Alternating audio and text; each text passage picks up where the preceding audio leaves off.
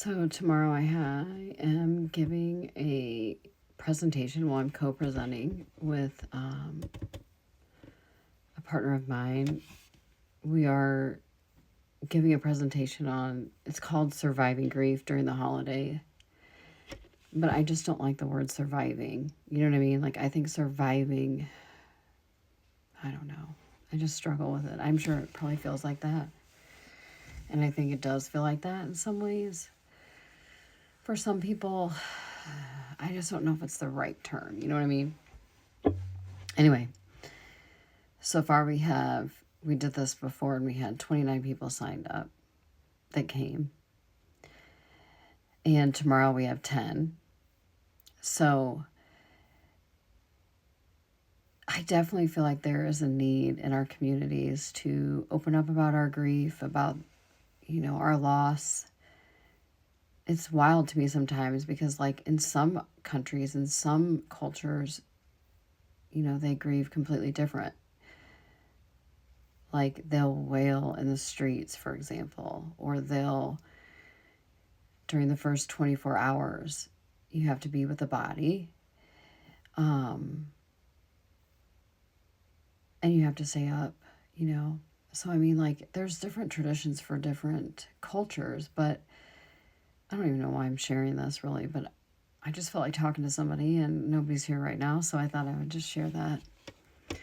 And I wonder if there's any topics on TikTok or people that talk about grief. I know I've seen people in their journey talk about grief.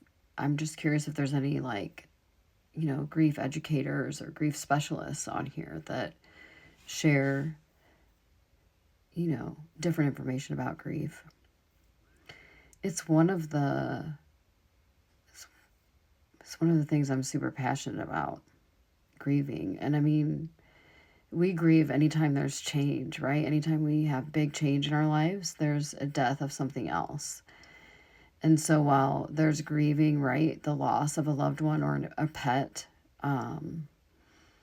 there's also grief in losing a job or losing a relationship, getting a divorce, losing parts of yourself. There's grief in that too, because who you once were before you lost yourself isn't going to be who you are after that journey.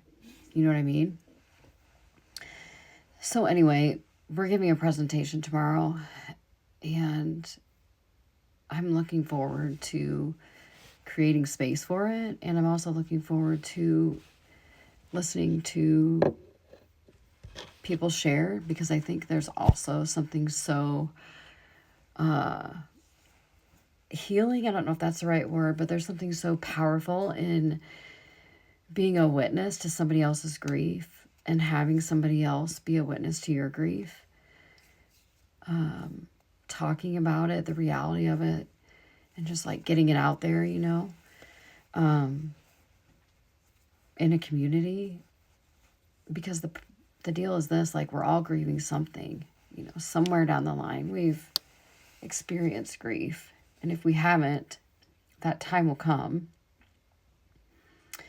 And grief affects the body. That's the other thing that I find super fascinating too, is like when we grieve, how we carry our grief, or how we, grieve is sometimes super personal, and it's like everyone's journey is so different. So, like, some people grieve, privately, and like others grieve super,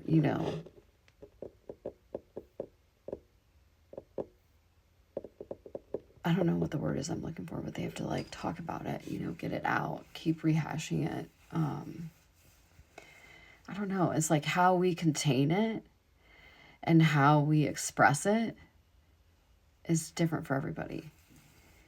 And so I just think that's super something that is really fascinating to think about, right? Like, there's no like step process through grief. You know what I'm saying? You just got to like go with the grief where it takes you. So yeah, tomorrow we're going to talk about the holiday season and, you know,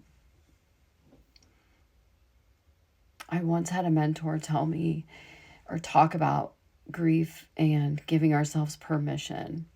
And I just love that. I didn't make that up. Her name's Molly Landon Kenny. She talks about it a lot. But I think that's just so beautiful because I think a lot of the times we don't give ourselves permission to say no or to change our mind when we're grieving or to just be in bed for 48 hours. And I'm not a doctor, okay? I'm not a therapist. I'm